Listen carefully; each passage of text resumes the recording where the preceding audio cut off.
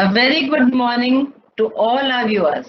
We welcome you to the second edition of our wellness webinars. Today we are talking about emotional wellness. And I've got for you an amazing panel of people who will share their experiences, their thoughts, and maybe offer you some solutions. Because here we are looking for hand-holding and the whole idea of rising together. So the first panelist who's joining us all the way from Mumbai is a friend and a colleague called Sudeshna Chatterjee. Good morning, Sudeshna ma'am. Thank you so much for joining us. Sudeshna ma'am has been an educator for 26 years and has been a school leader for many years as well. Her entire focus is on collaborative and inclusive education and lifelong learning for the staff and the students. Thank you very much for joining us. We look forward to a lot of inputs from you. Our next panelist is Mrs. Kalpana Subramaniam. I don't see her on the screen. There she is. Kalpana is a chartered accountant and works with the Finance and Strategy faculty of SP Jain Institute of Management and Research. Being a mother of two, she takes pride in multitasking and balancing her career and being there for her children. I know her as a parent. She's been the most amazing exemplary parent all the time, and she has brought up two wonderful teenagers. Thank you so much for joining us, Kalpana ma'am. Look forward to a discussion, ma'am. The third panelist is an alumni of DPS Gurgaon, Ayush Kumar. He has been a student of DPS Gurgaon and was a school president in the year 2012-13. He was instrumental in carrying out various social projects, such as the Project Akshar, Sanitation Solutions, and Bal Chetna during his school days. He was also selected as a youth leader in I Lead India Youth Brigade instituted by the Times of India. A proud moment for all of us. He is at present a partner in a well-reputed chartered accounts firm in Gurgaon. He deals in indirect and direct taxation as his area of expertise. Thank you, Ayush. We look forward to hearing the young voice in this current scenario. Our next panelist is the Vice Principal of DPS Gurgaon, Mrs. Santana Tharani, a career educator, a fantastic teacher, a warm and loving human being, and a founder teacher of the school. That has been her flag as somebody who has helped build the school and remains one of its strongest pillars. Thank you so much, Santana, for joining us. And last but not the least, a lovely, lovely, smiling pillar of the school, Mrs. Renuka Fernandez, who has 24 years of experience as a school counselor. She joined DPS in 2008 and has remained an integral part of the mental wellness plan of the school and has always believed in reaching out to the less fortunate and finding ways to help them. Now, in this scenario today, especially, we're at the threshold of very unusual times, like I always call them. I hate to call them troubled times. In these unusual times, we need to come together. We need to come together as educators, teachers, parents, children, young adults, and find ways of dealing with the situation at present. So my first question goes out to you, Renuka ma'am. When the lockdown was first announced, what was your biggest worry with regard to emotional well-being of the students, all of the students? And how far do you think schools in general, not just DPS, schools in general, have addressed that worry? Over to you, Renuka ma'am. Thank you, ma'am. Firstly, ma'am, I have to compliment you for selection of this topic because I think this is the need of the hour. Change, we all know that the only permanent thing is change. But when change actually comes, it can be very disconcerting, especially a change of this magnitude.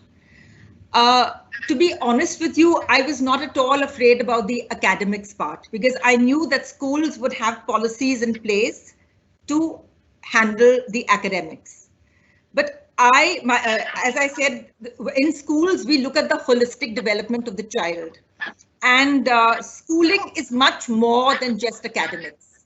So my main concern was the social interaction and the exercise that comes from children coming to school physically. When they come to school, they are, it's meeting, greeting, sharing their tiffins, fighting, arguing, making up, cooperating competing and collaborating. Now, that is something that it's difficult to manage on an online platform. The other thing is the exercise. I know children love their PE classes and their dance classes. So here again, and there are a lot of happy chemicals that are released when children indulge in these activities, which definitely contribute to emotional well-being. As far as schools are concerned, they're doing everything they can online. I know there are class assemblies, there is teachers spend 5 minutes finding about the well-being of the child. Then we have, now the clubs are going to be activated. We have online PTMs, but nothing can really compare with that thing of just being together, My other concern was class 12 batch of 1920. Children gear themselves towards the board exam, and then suddenly, it's a kind of a tidal wave where the boards are postponed. There's a fear of the unknown, the fear of uncertainty. As far as schools are concerned, yes, we have continued to keep our connect with these kids because they are our kids still, and we love them all. We're doing a lot and whatever we can to bring internships to them, to bring webinars and all sorts of things to keep them updated. I'm basically an optimist, and I believe that when God closes one door, he opens a window somewhere. And I've actually looked on this as an opportunity for parents and children to connect. And, I have a lot of children coming to me and saying, ma'am, we'd love to spend more time with our parents. I have parents sharing that our children have no time for us. So I think this is a window of opportunity and we need to seize it. Thank you, ma'am. Thank you, Renuka, ma'am. My next question goes out to the two educators on the panel, to Sudeshna ma'am and to Santvana ma'am. As educators, what did you plan to do to address the emotional well-being of the students and teachers when the lockdown was first announced? And I would like to break up the question. I would ask Sudeshna ma'am to talk about what she did for the student group, and I will ask Santvana ma'am to speak about the teacher group. Over to both of you. Over to you, Sudeshna ma'am. Thank you, Aditi. I'd like to say that the first speaker today has very beautifully put all the points that we were all concerned about together, and I carry on from there. In January 2020, coincidentally, the World Economic Forum brought out a white paper for the future of learning. And one of the things they spoke about was the need for global citizenship skills. And I don't think our children have ever got a window where it was possible for us to really make them understand what global citizenship skills are. So yes, online classes have been going on. Teachers have made their best to, break the ice every morning with their usual smiles and greetings and appreciation of the littlest thing that our little babies are answering online. But to go back to global citizenship skills, I realized that we had to extend this problem beyond our home, family, locality, and us as people who were under threat and uncertainty. It had to be understood to be a global issue that we were handling. And one of the ways that Euroschool decided to do that was to open out the windows of the world. And we did that through a variety of UN observances, and through the months of April and May, in fact, we've done the UN observance of Earth Day, the International Day of Families, the International Day of Living Together in Peace. And we are planning now for World Environment Day. It is our world, it is our globe, it is one planet. We are all part of it. There's no time before that children could have understood the borderlessness of the world before. A simple thing like a virus knows no borders. And therefore, we have to make them understand that this is an international, a global phenomenon. And now we have to stop worrying only about ourselves and keep our neighbors and the community in mind. So yes, our children have learned immensely that it is in the interest of each one of us to give to the community the best that we can, to conserve what we can, to stop wastage and to stop pollution, and really what is at the core of conservation, not just for myself, but if I don't look out and I don't back up my neighbor and the community and the world at large, I will be the one to lose out. So that is one of the things that we've done. And we look forward to, as I said, extending this issue beyond us to all of us through global observances. Thank you. Thank you so much, Sudeshna ma'am. That was really an eye-opener. What a lovely idea to bring the children out in the open, in the globe, and understand the very connectedness of life. Yes. Santana ma'am, we'd like to hear from you how we reached out to the teachers at the start of this unusual period of our lives.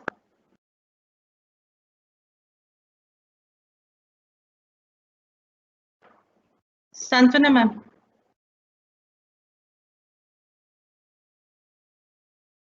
I can't hear you, Santana ma'am. You have to unmute yourself better.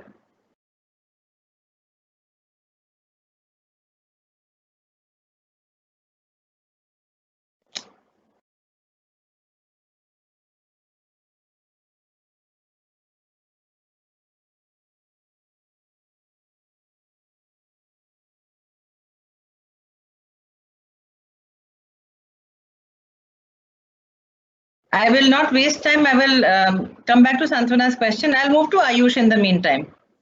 So Ayush, in these really unusual times, what did you as a young thinking professional and a very sensitive human being have your deepest fear with regard to the emotional well-being of young professionals? Good morning, everyone. So all young professionals set their goals for the next 5 to 10 years to come, right? So we are all ambitious, we are all motivated, we are all ready to go to enter our careers. But when such an unusual situation just happens, our plans just are on hold and we have to adapt to the situation as it is. So while we may be academically and financially independent, we are not emotionally independent at this time. In young people, the adaptability to change is relatively lower. We haven't seen so much of life as elder people have. So the test for every professional, according to me, is how do we adapt when things are not going according to our plan? How do we react to the situation when it is entirely beyond our control? As you said, these times have been unusual. I just call them very different times. These are not difficult times for us.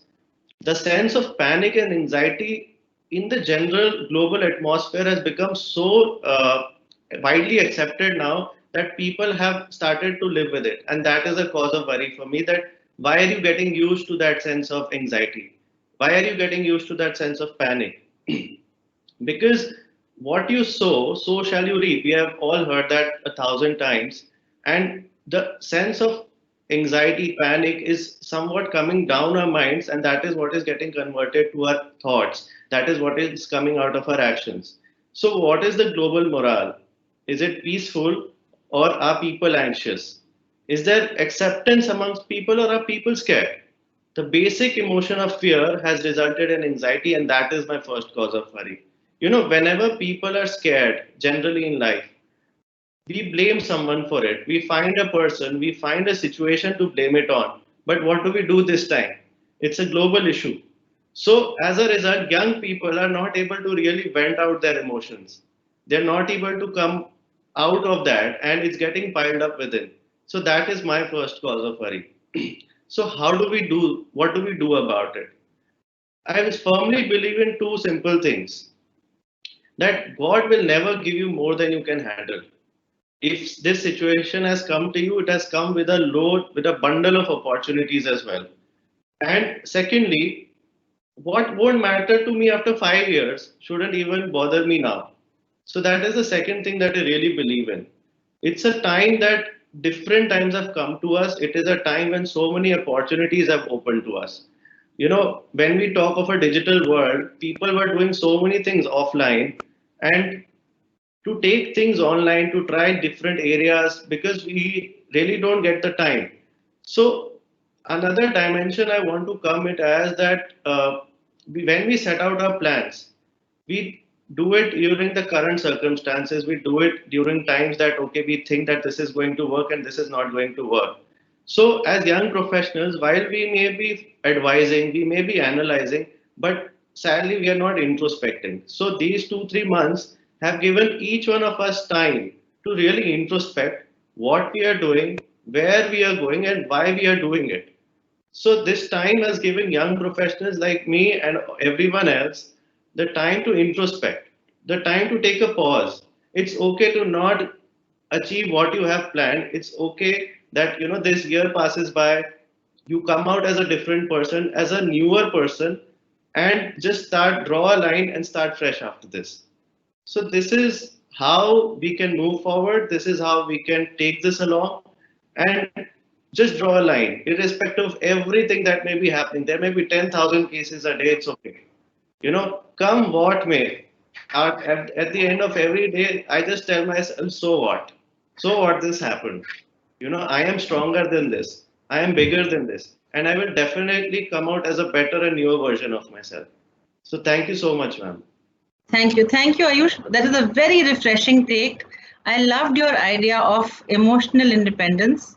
And I think gradually our emotions are getting intertwined and we are working together at different levels, which I had not even thought about.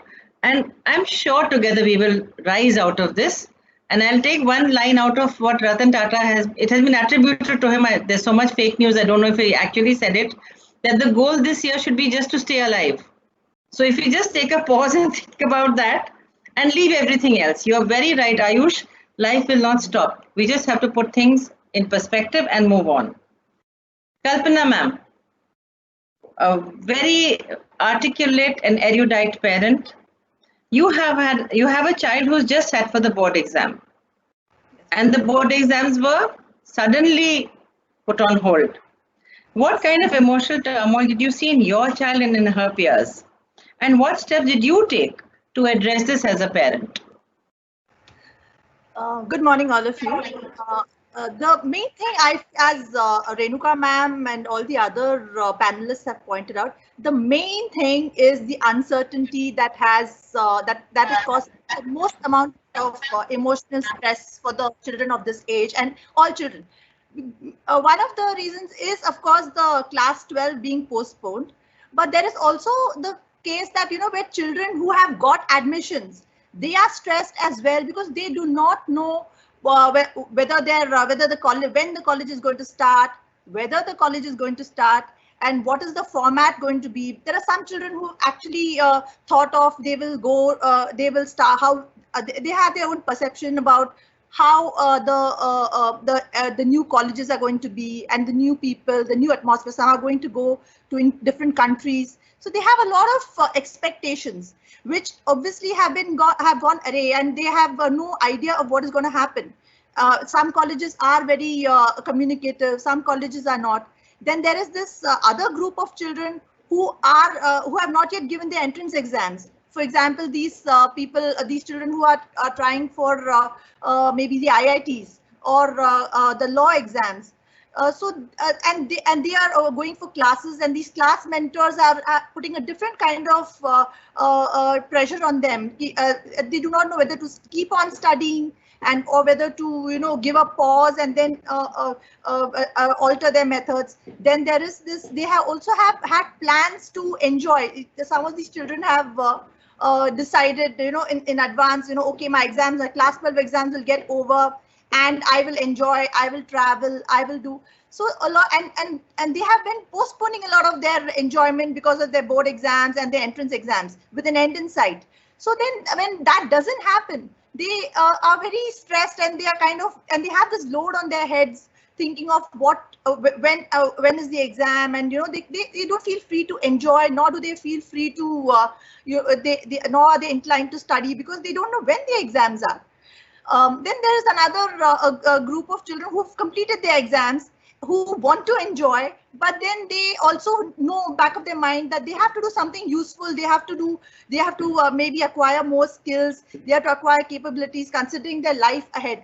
So there, and also there is this the environment which is so negative, with so many negative news, and parents contribute to this environment, with their own negativities and their doomsday predictions. So and children, obviously their communications with their peers, and they're not going to school either. So they don't have there's no stimulus coming from any other zone other than their own parents or their own home. So this is kind of adding to their problems. But I would now, coming to your question about how I dealt with it. The first step is I will address the low-hanging fruits, which is our own behavior as parents.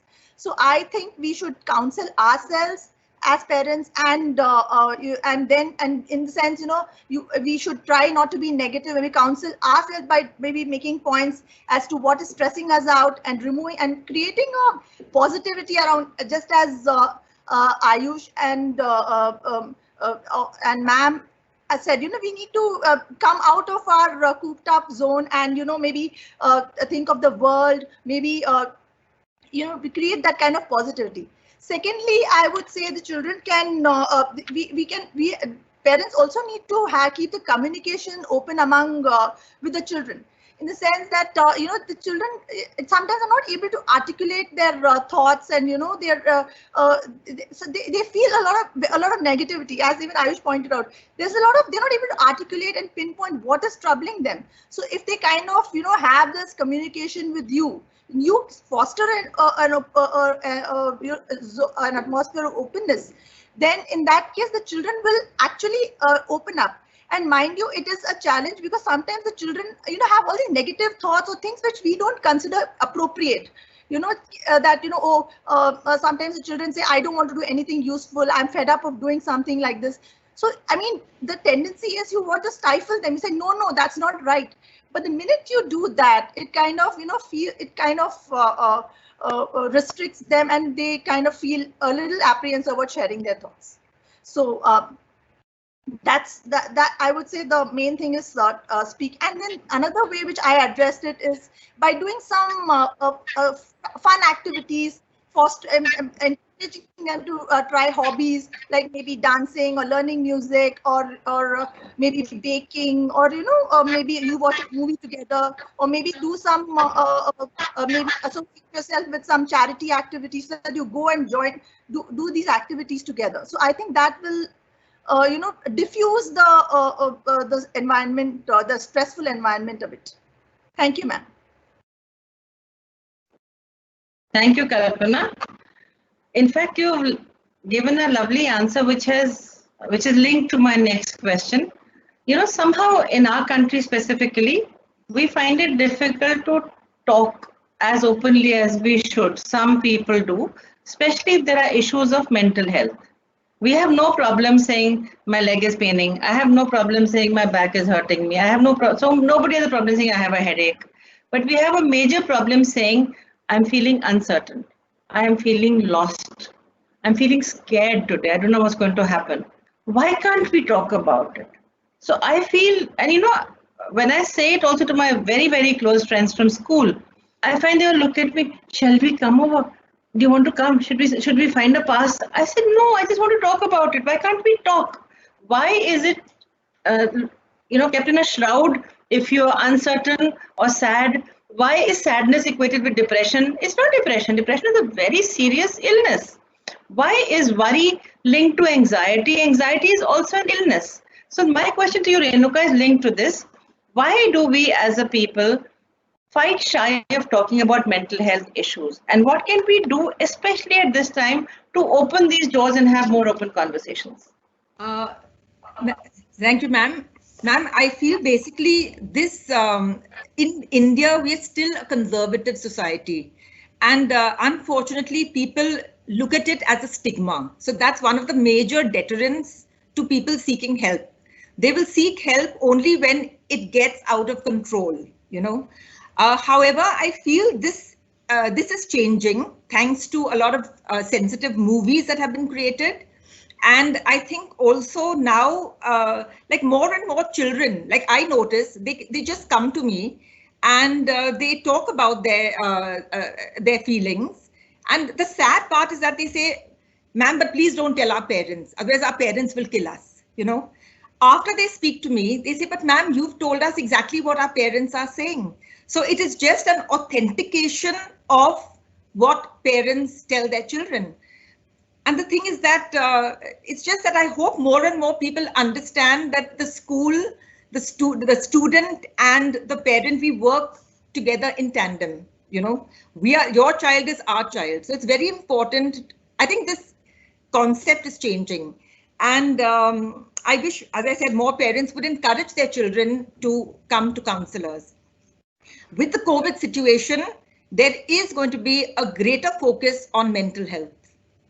And I'm sure about this because in the new careers that are coming up, the post-COVID careers, mental health and health professionals take up of prior importance. So I think this is changing and I hope it will change. Thank you. Thank you very much, Renuka ma'am. Is Santana ma'am's video and audio working now? Otherwise, I go straight to Sudeshna ma'am again. Sudeshna ma'am, the next question comes to you. Yes. Yeah. You may have received messages and mails from parents and teachers about their ward being quiet sometimes, moody sometimes, non-responsive, especially so in these days. What advice would you give to the parents in such a situation? What do you think a parent should do when they see their child of any age? You know, these things are coming up even in 10-year-olds. What should a parent do when they see their child behaving out of character in these days? So I think I go back to what Ms. Kalpana said. There has to be a non-judgmental acceptance at this point of time. If parents themselves are finding these times difficult, let them accept that fact about themselves. That in itself will help them to accept the difference in the behavior of the children. As a school, how can we facilitate that? So along with all the physics, chemistry, geography that we are teaching, we also teach yoga, we also teach dance, and we have our fun moments.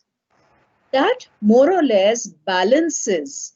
For the kid, it's just a yoga class, but we know why we are, channeling their energy in different ways. And it is not that they are stuck to a gadget with textbooks open all the time. And I think the second thing that we did as a school was very early to tell the entire SEN and the counseling cell that you must be available.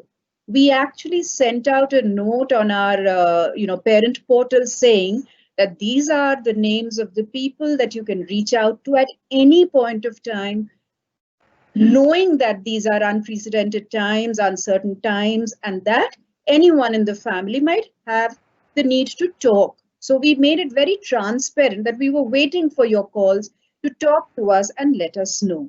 That is one thing. And I personally felt that the SEN students would be absolutely lost in this virtual world and your Zoom lessons and all of that. So I told the counselors and the special educators, make it a one-on-one for them. And all along in the last 2 months, I think we've reached out to those set of children who are not just going to be a part of 35 little screens, but to reach them one-on-one and to be with them as close as possible, almost as if they were in touch with their teachers. These are some ways we've tried to, bridge that gap and doing things on a remote control. Thank you. Thank you so much, Sudeshna ma'am. That's such an eye-opener. And I hope the parents who are watching are listening to this very carefully. Don't get upset with your child. If you find them moody or unusually quiet or restless, just accept. And I am a great believer in talking. Open conversation about why you are feeling this way. It would maybe also open a door for the parent to say, even I'm feeling very restless. I'm also very worried. I don't know when my work will open. I'm not sure if my company might not fold up. Why not share these things? Why do we in India want to shield our children from these things? I think children are very bright. I have always had a lot of faith in the children's brightness, resilience, and their ability to see things through. Having said that, Ayush, my next question comes out to you. As somebody who has somehow been very calm, and I'm sure you handle that in a certain way. What advice would you give to students ranging from the age of maybe pre-teens, teens to young adults, how to ensure an emotional well-being and stay calm in the face of such a crisis? What activities or what exercises would you do to stay the way you are?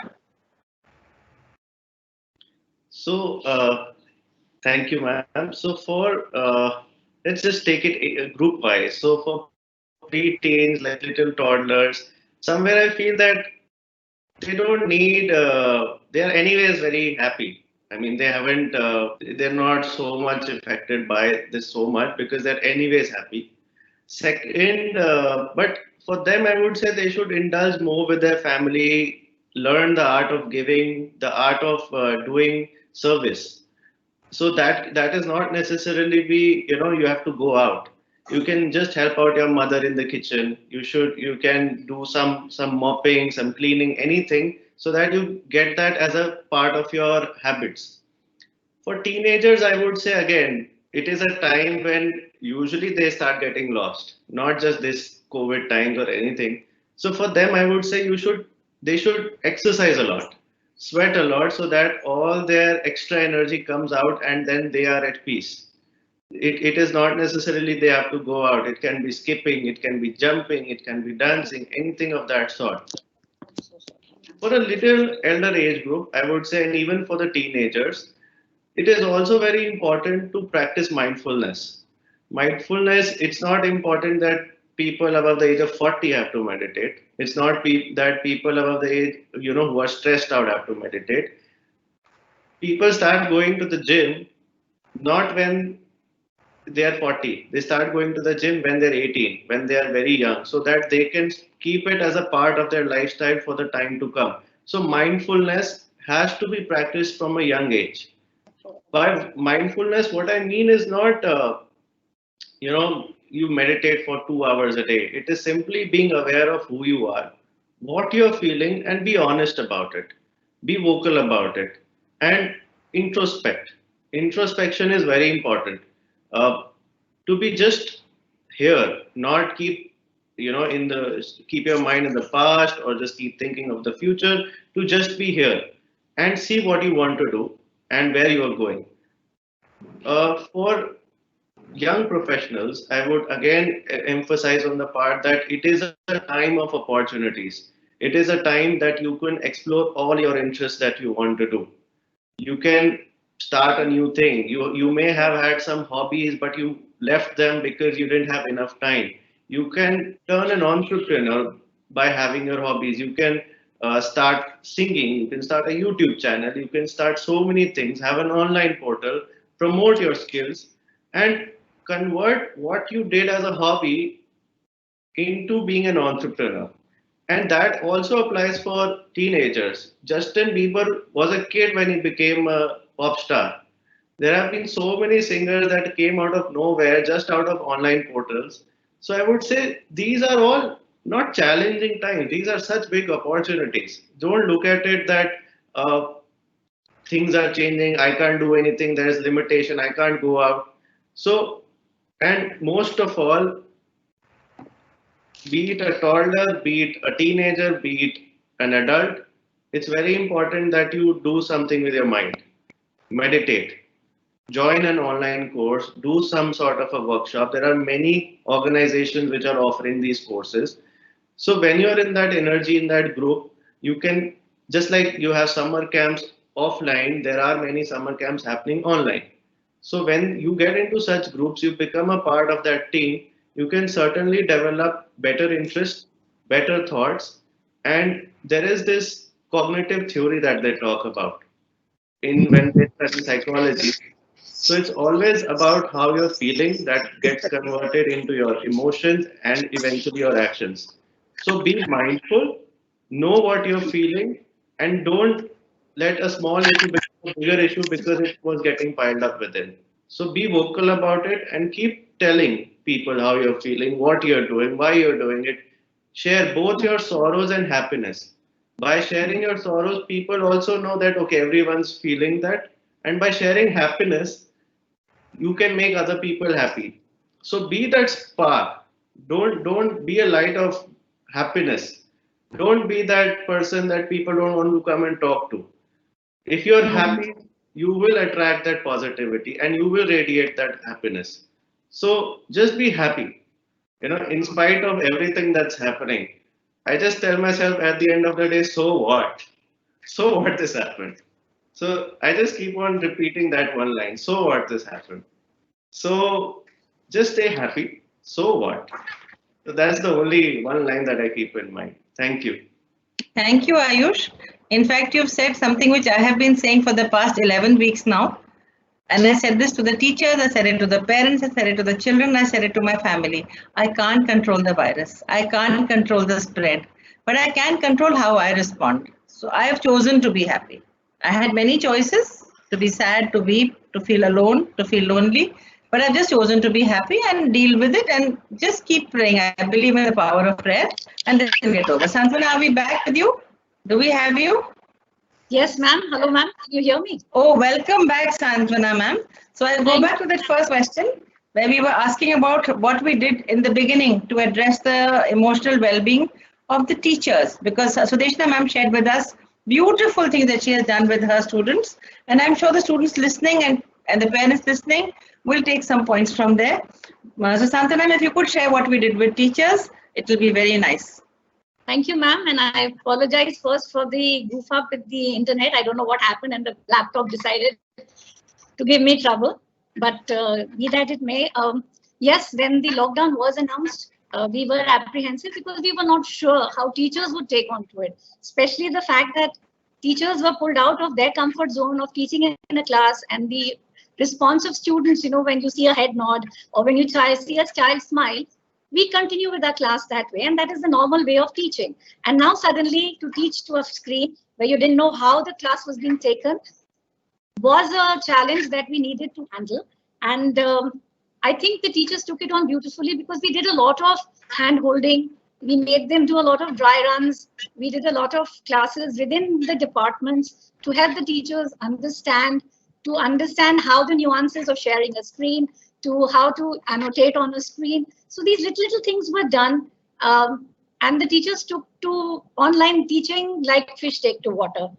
The other thing that was done was initially when we realized that everyone was a little low on the spirit, especially when suddenly you're home and you can't move out and the country is on lockdown, everything is shut down and they're just sitting at home not knowing what to do.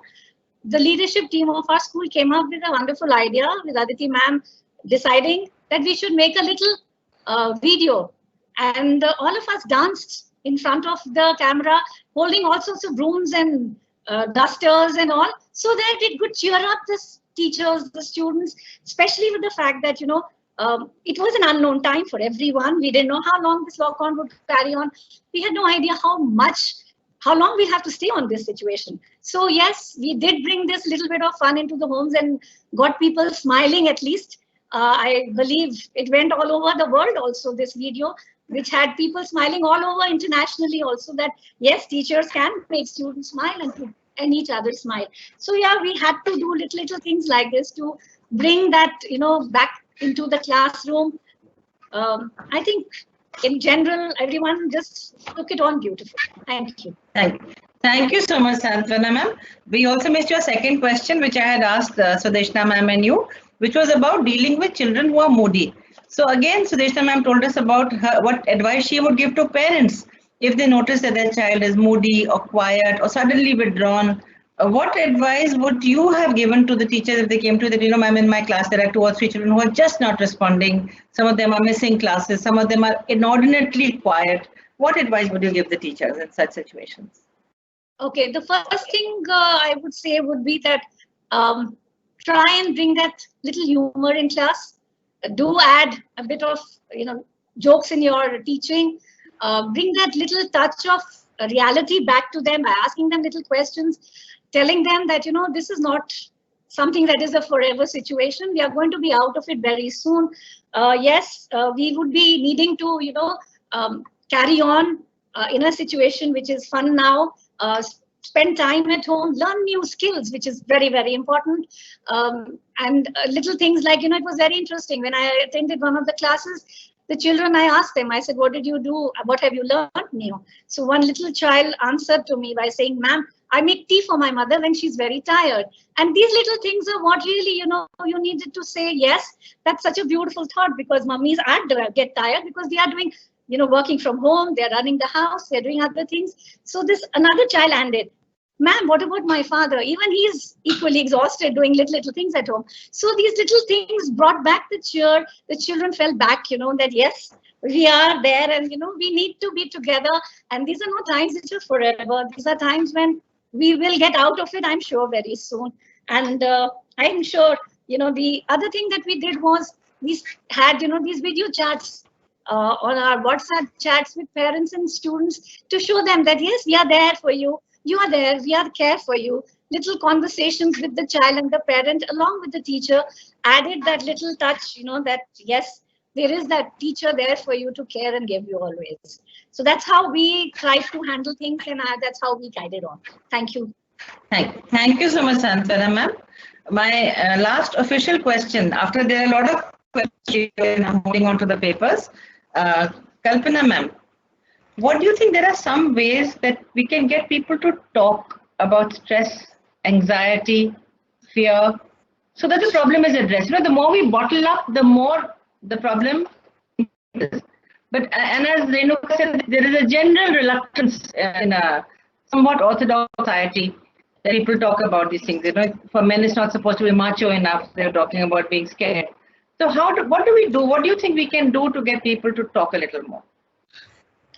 See, the main thing, the way I see it, is that since there's the situation is a given, in the sense that these are unusual times, and there are people there is a lot of negativity around. So in the sense that there's a huge cloud which is causing a lot of anxiety, because it's a fear of the unknown. So sometimes it actually helps if you articulate clearly, you articulate to yourself. And one thing that can really help people is writing it down in points. Okay, you kind of say, okay, something is troubling me. What is it? As Ayush and the others pointed out, it is introspection. You introspect and see what is troubling you, and first write it down. In the sense, you write points. Okay, is it my work? Is it the fact? Is it the future?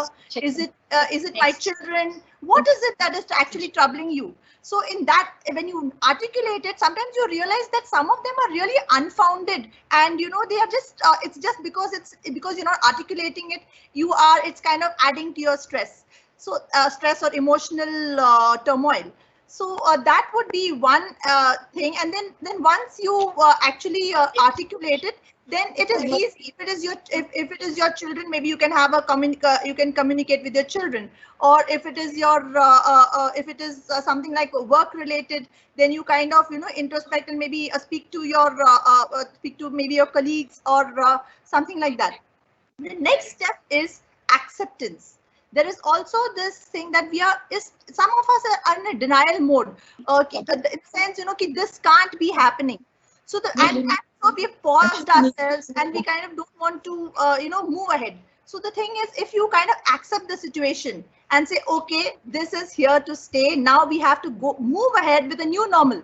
So and maybe if there's a fear of infection, you wear a mask, but you have to move on with life. Life cannot be paused. You have to go ahead and maybe and also you find that if there is a disruption, there is also an innovation which comes out of it. So you have to move on with it and seek, in case you want some help, then it maybe the children, we can speak to the counselors of the school or something like that. But I feel it all starts with yourself. You have to, when it's yourself, you'll have to articulate. And if it's your children, maybe you give them you empower them by asking them to do the same thing and articulate their thoughts, and then discuss it with you. And then maybe that's the first step in getting help. Thank you. Thanks a lot, Kalpana. I have now some audience questions. I think we are running very well on time. We had planned from 11:40 the audience questions. It's 11:45, which is 5 minutes late. My first question, I think I'll address to Sudeshna ma'am. I'm linking two questions together, Sudeshna. Yes. One parent has asked, why should we put kids at risk by opening schools? She feels we should not open before October 2020. And another parent writes something similar. Why can't schools and parents come together and tell the government and CBSE not to open schools? What is your view? Well, to answer that question, Aditi, there is no date that we can set under the present circumstances. We are looking to the government for directives. And I think the government has been very, very sensible to understand that while offices can start and businesses can start, they have shelved the physical resumption of school completely. So on the one hand, they have guided us with rules and regulations. Our schools have their own safety protocol. So I don't think this anxiety or worry should be there in the parent. On the other hand, we are not bringing an end to learning. Children are learning. They are learning from school, the virtual learning, the couple of hours that we will be teaching them what they need to learn. And I think this is a fabulous time for children who are at home to learn a lot about life. You know, I will go back to what Ayush said about the time for hobbies, about the time for our culture and values through their grandmama's tales. Where did our children ever have time for these things? To learn that mama is busy and I should help. That is all learning. It is not just the subjects that they are learning that will make them the fine global citizens of the world. This is a huge opportunity for learning, time that we never have. Time is always at a premium. We have that time for them to learn something through their virtual schooling, which is important for us for the closure at the end of the year. But I think they have a much larger platform for learning right now with the time they have had at home and are likely to have in the next few months ahead. And I'd like to add to something that Kalpana said about acceptance. I have myself started writing. It's been years and years I've been so busy that I was not writing. But this whole need to reach out to little children and to their parents has brought me back to writing. And I have encouraged parents to do the same, and I've encouraged them to make their children do the same. If we can't express through writing, we can do it through art. Anything at all. We can do it through any medium of expression, but what's inside should come out.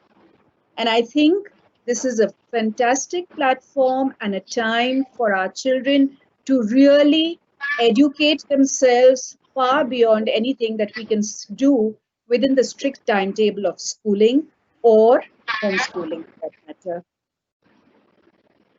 Thank you. Thank you so much, Sudeshna. There was a linked question, I think, from the same parent. What will happen to children's scores in class 12? Now, again, I will say that this is not happening to only CBSE or to only state boards or only in India. I think worldwide there has been a full stop to the public exam. Some order will be brought about. The CBSE has declared exams to be resumed from the 1st to the 15th of July. If for some reason that doesn't happen, there is a plan B, which will be made public as and when the time comes. So I don't think parents should worry about these things. There are much bigger worries. As I said, I keep on saying that whatever will happen to everybody. So if a 0 year is declared, it will be for everybody. It won't be only for one group or one city or one district or one country. So I think we really need to, like all of you are saying, put things in perspective and not worry about the nitty-gritties. There's a question for you, Renuka ma'am. If you could just answer this in 2 minutes. How do we keep ourselves positive? Very sweet, simple question. This was the first one that came. Okay, the first thing is two things that you value and that you enjoy. Okay, something that is going to, that is going to lead you towards your goal. Also, practice gratitude. When you practice gratitude, you realize that, I cried because I had no shoes until I saw someone with no feet. And you realize to focus on what you have and not what you have not. So that is something that I could. Wonderful. Yeah. And one more thing. Such a great idea. Thank you so much. Okay. One more thing, ma'am. Ayush, this is for you. One more thing, just have faith in a higher power. I don't mean be ritualistic, but there's a God above to take care of us. That's all. Thank you. Thank you, Renuka. Ayush, this one comes out to you.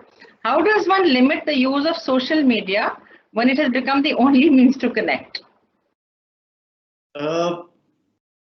Limiting the use of social media in terms of what you want to see and what you don't want to see is entirely, you can define the time that, okay, I'll use my phone for only a couple of hours. That's where getting into a routine that you start off in the morning and you know what you have to do during the day. So plan your day well and just know that getting into these things may bring positivity. There are so many positive things on the social media and there are so many negative things on the social media.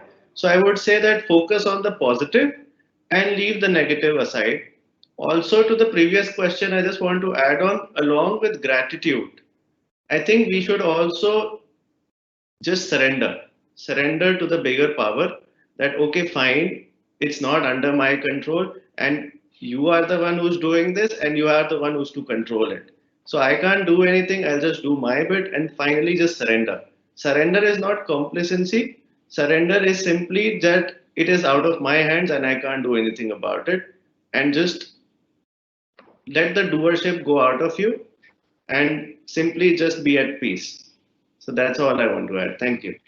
And that's a wonderful one. Some wonderful ideas of gratitude, of faith in the higher power, and of surrender, that the higher power knows what is best. This one comes up to you, Kalpana, as a parent.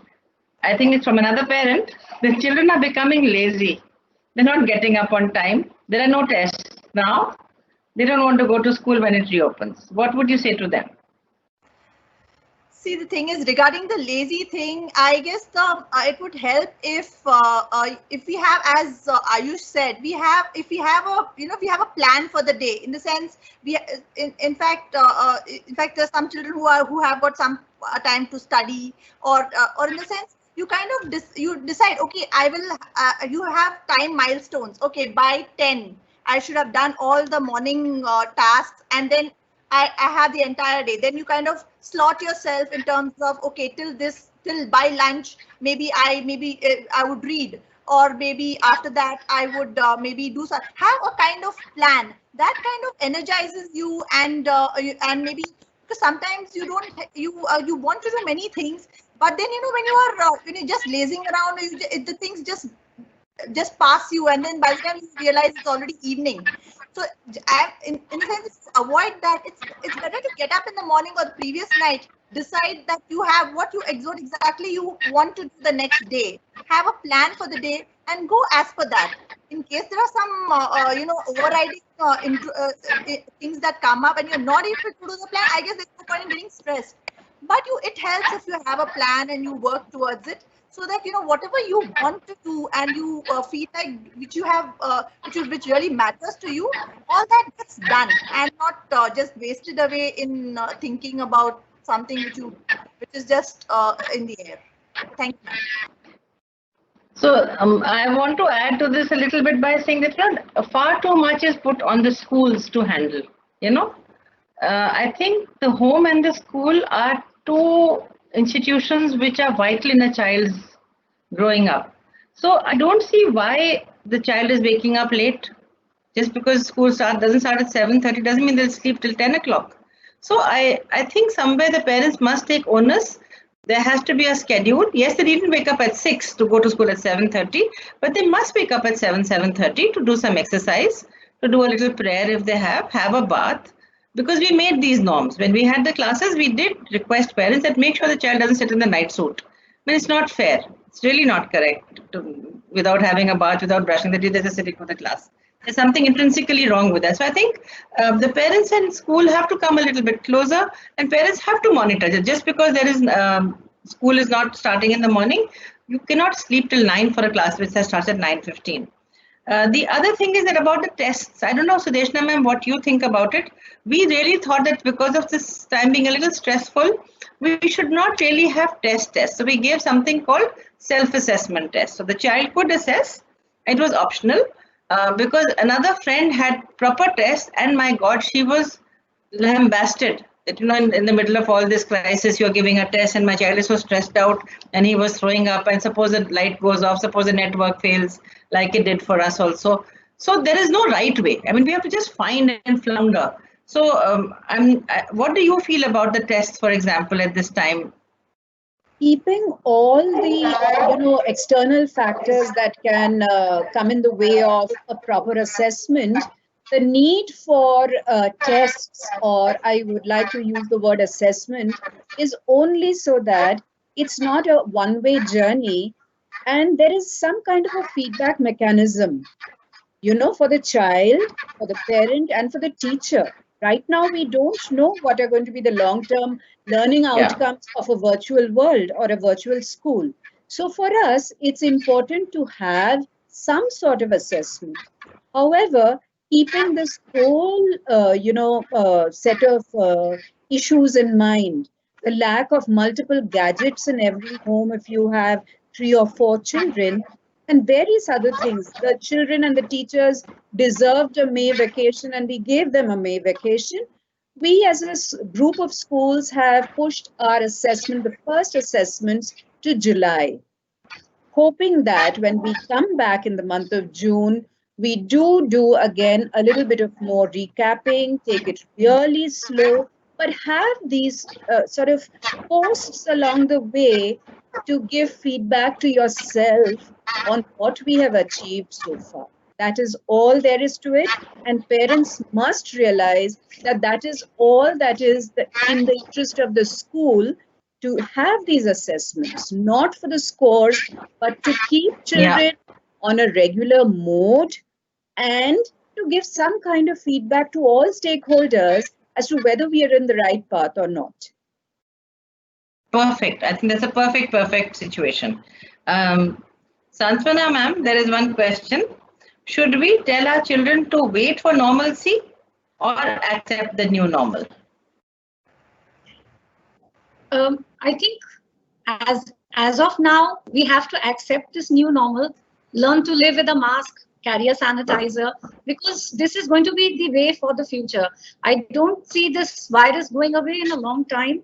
Even if it goes away, it's going to reoccur again and again. So as adults, as young adults, as students, we need to take it in our stride, take it as if, yes, we have to learn from this. We need to take it and understand that now that things are changing, we need to accept the change, we need to follow the change and grow up with the change. A mask, I know, can be quite inundating, it can be quite miserable, especially in summer season. In Delhi, Bombay, I'm sure is equally bad. But yes, we will get used to it. We need to get used to it. Let's put it that way. Thank you. Thank you, Santvana ma'am. And it brings me to a very crucial point of education. Education is supposed to teach children to adapt. That is one of the basic features. They must be able to move with the times. You can't say that this is how I was taught and I'm not budging from here. So when we move with the times, I think that is called progress. And that's how everybody moves forward. There is one last question. I think it stems from the first few questions that came up, where we talked about our society being a little orthodox and conservative. So the question comes, I think anyone can choose to answer, that society is conservative. So is being orthodox fine? This person thinks it is okay to be fine, but is it okay now in this present scenario to say that I'm orthodox and I'm conservative and this is how I'm going to be? Or should there be some change? Should we all try and adapt? Should we all try to open up a little more? Whoever would like to answer, please volunteer. Otherwise, it will come on me. I answer this? Well, I think we need to change with the times. It's very important. Keep our values, without our values being intact, without our, you know, our religion, our values, whatever goes with that. But the point is that we also have to move with times, and we have to accept what we, you know, the new normal. We have to accept that children do, and this is a stressful time, and if they need help, reach out for it. I mean, it's nothing to do with the stigma or anything. So just move on. Thank you, Renuka. So I just wanted to add a little bit to this, that, you know, we have come a long way. So anybody who says he's orthodox and conservative has obviously probably also changed from the way we dressed up many years ago to how we dress up now, to the kind of work we did and we still do, the way we communicate. We should write inland letters, you know. Now we just send an email or we just pick up the phone. Had we thought of a phone without a wire, that we'll be walking all over the house doing jhadu pocha and still talking to somebody. So if that change can be accepted, I think his or her question comes from the fact when we said there should be more open talk. I think it's very important to talk. We should not become islands on our own. We need to talk because through communication, a lot of problems, a lot of issues are sorted and solved. I'm giving 20 seconds to each of you for your last words to the audience about this, generally about emotional well-being and about these unusual times. Just in one line, what encapsulating what you've said so far in one sentence. We start with Sudeshna ma'am again. Before I say anything more, I must say, Ms. Aditi, you've got a brilliant report card in the name of Mr. Ayush. I can't imagine a boy so young to be so wise. And I really, really appreciate his words of wisdom. And God bless you, dear child. May you do very, very well in life. Thank you so much, ma'am. He's actually my scholar badge. I don't have a collar right now. I would have put it up right. I think another thing that I really, truly believe in and would like to share is that, you know, the worst of times and the best of times brings out character.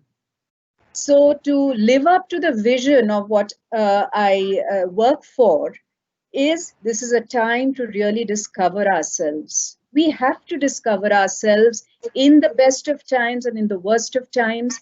And never before have I got a time like this to really introspect, to really reflect, to really know that I need to reach out more than I have had in the last 2 or 3 months, keeping myself aside, keeping my family within my radar, but not making it my complete goal to reach to a much larger community. And I felt it was my duty to do so. So let's discover ourselves, let's see what we can contribute towards global goals, and let's remember that our neighbors are as important and their health and their interest is as important as mine, those of my immediate family. Thank you. Thank you so much, Sudeshna. Kalpana ma'am, just in one sentence, whatever you want to tell your audience. In my mind, that if you want to deal with emotional stress, you need to remember to articulate and to accept, go with the flow, learn new capabilities, and be sure that you are happy and motivated. Thank you. Thank you. Thank you so much, Kalpana. Ayush. I just have 2 things to say. Thank you so much, Sudeshna ma'am, for your kind words. Second, I just want to say that be fearless. Nothing is going to happen to you. Just be fearless. You are bigger than all of this. And this is a time that you have to unlock during the time when you're locked. So just unleash what you have within you. Unleash that true potential. And I'm sure each one of us will be a better version of ourselves when all of this is over. Thank you so much. Well said, Ayush. Thank you so much, beta. Renuka ma'am. Okay. I would firstly like to recommend a book. It's called The Work by Byron Katie.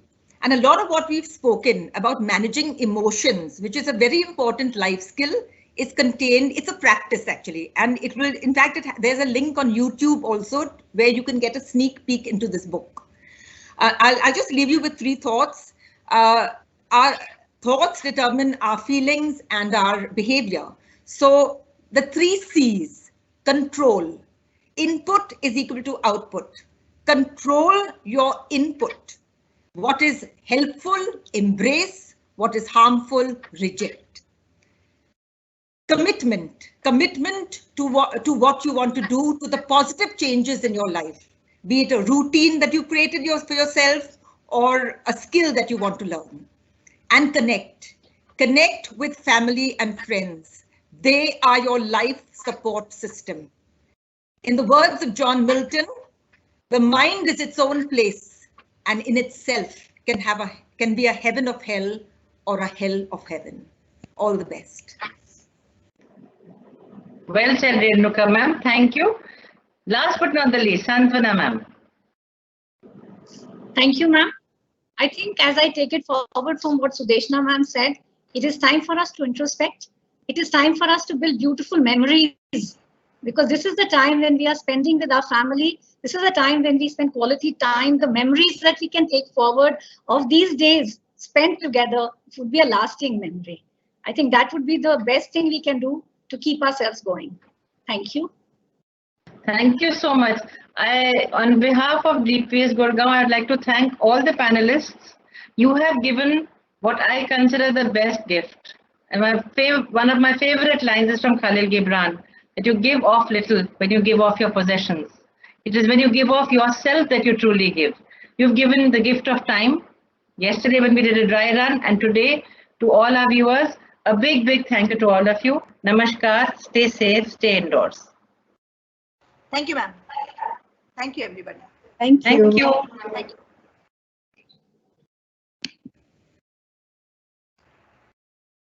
Not now. Can I hang up?